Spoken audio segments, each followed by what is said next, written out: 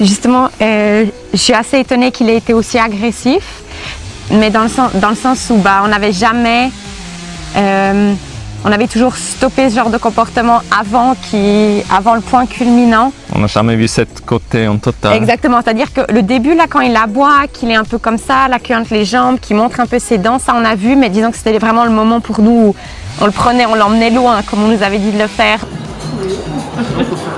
C'était dur, mais c'était une bonne idée de venir et faire ça. Ouais. Ben, j'ai l'impression, j'avais déjà entendu ça dans une des vidéos, que c'est un nouveau chien. Et c'est vraiment cette impression, j'ai l'impression que la journée, elle a duré une semaine.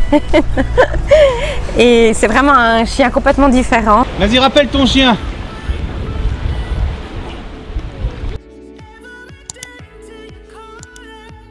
On est au restaurant. Ok, comment va Hathor? Très bien. Alors il dort, il est détendu. Tout calme. Comment s'est passé le repas? Très bien, pas bougé, c'est pas du tout agité comme il fait parfois. Là, il bouge pas dans son petit coin. Est-ce que c'est la première fois que vous mangez au restaurant? Oui. Connaissez-vous ma particularité en tant que dresseur de chien? Yoann, c'est communication salivaire. C'est bien, ça me plaît. On ne peut pas checker parce que c'est le Covid-19.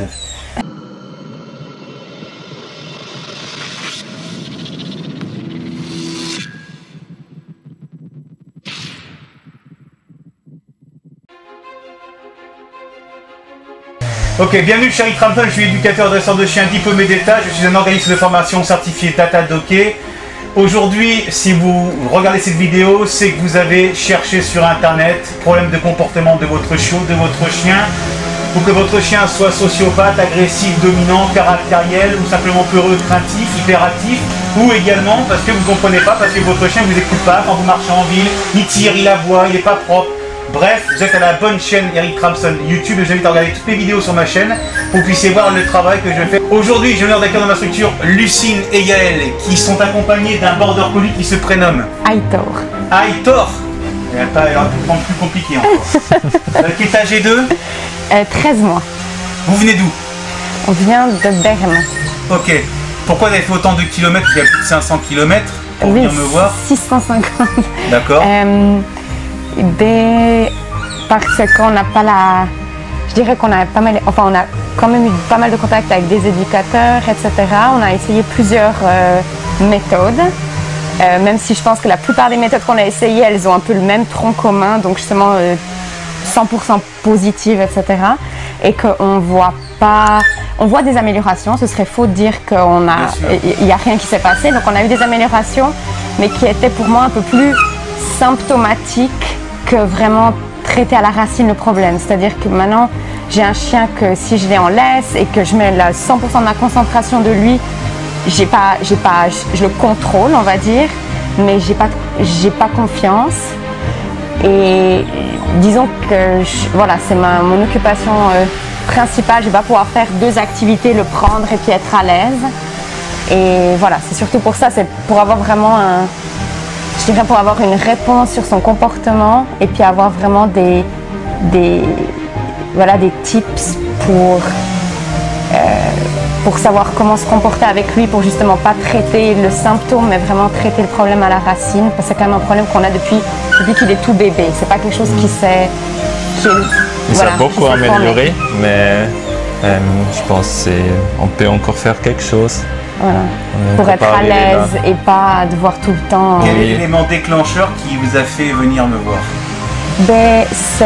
Il a pincé une dame, mais je dirais que c'est même pas que ça. Disons que ça, c'est pas, comme tu l'as dit avant, c'est pas forcément... Pour moi, c'était un peu une question de temps avant que ça se passe. Disons que ma mère disait il mordra jamais. Et pour moi, c'était clair que c'était l'étape suivante. Grogner, aboyer. Je m'étais dit, si tout d'un coup la personne, elle entre dans son aura plus et que lui, ça lui suffit plus, pour moi, c'était clair qu'un jour, il allait mordre. Heureusement, c'était pas grave et voilà, c'est un comportement inacceptable, mais on dirait qu'il n'y a pas eu de conséquences graves. Mais pour moi, c'était un peu le moment où j'ai dit, ok, ce qu'on fait là, ce qu'on a fait jusqu'à maintenant, c'est pas la bonne solution. En fait, c'est limiter les dégâts, mais c'est pas vraiment comprendre et traiter à la source. Ça veut dire que je veux pas un chien où je dois m'angoisser en permanence s'il se passe quelque chose, si je suis pas là. Laisse, boucher les yeux. Nous sommes stressés, il est stressé. Ouais. C'est ça. Dès lors où le chien, et là je vais m'adresser à tous les propriétaires qui ont à la caméra, comme je fais sur toutes mes vidéos YouTube, dès lors où votre chien que vous avez éduqué, donné de l'amour, donné à manger, que ça fait plus de 4 mois qu'il est dans votre cocon familial et que ce dernier a des réactions hostiles envers vous, envers les membres de la famille, envers les congénères de la famille ou extérieurs de la famille, que vous ne pouvez pas vous promener en ville sans que le chien ait un moment d'agressivité parce qu'il est en bout de laisse, etc. Ne cherchez pas à vous poser des questions qui vont être compliquées pour lesquelles les solutions ne sont pas adaptées. Il suffit juste de ne pas faire d'anthropomorphisme avec son chien. Et comme je dis à chaque fois, quand votre chien devient caractériel, qui fait une réaction hostile, c'est que soit il est sociopathe, ou il le devient. Soit il était dominant, ou il le devient. Soit c'est un problème neurologique, ou vous faites de l'anthropomorphisme avec vos chiens. On revient toujours au même. On peut faire la boule dans tous les sens. On peut l'imaginer comme on veut. À chaque fois que le chien va pincer, va grogner, va mordre, c'est simplement qu'au moment des faits, et surtout quand il est présent avec les membres donc de sa hiérarchie, donc vous, même si je sais que c'est un mot qui fait peur, la hiérarchie, non, mais un chien, ça descend des loups, c'est un canidé, ça mange de la viande, c'est pas vegan, comme on l'a dit comme tout à l'heure dans l'anecdote. Mais je veux dire, voilà, après le chien il mangera des haricots verts, oui, il mangera des carottes, oui, au même titre qu'il mange des croquettes, mais les croquettes, si vous prenez votre sac et que derrière vous regardez la composition de votre sac de croquettes et que vous voyez vendre déshydraté, il faut mieux faire à manger à votre chien que de donner la viande déshydratée dans les croquettes que vous payez 50-60 € le sac de 15 kilos, parce que c'est de la merde. Et les croquettes, quand on parle de gros chiens qui font des torsions d'estomac et qui vous disent les gros chiens, il faut pas leur faire d'exercice quand ils ont mangé tout de suite parce que c'est sensible. Mais tous les chiens sont sensibles, et pourquoi ? Il suffit de faire le test. Prends une petite gamelle de croquettes comme ça, d'accord ? Tu en prends quelques-unes, une poignée, tu le mets dans une gamelle et tu mets pas d'eau. Tu n'auras pas de problème. Refais l'expérience en prenant la même ration de croquettes et de le mettre dans la gamelle et même petit peu d'eau. Au même type de provoquer ce que le chien va faire, c'est-à-dire qu'il va manger et puis il va boire. Qu'est-ce qui va se passer, les croquettes ? Bah voilà.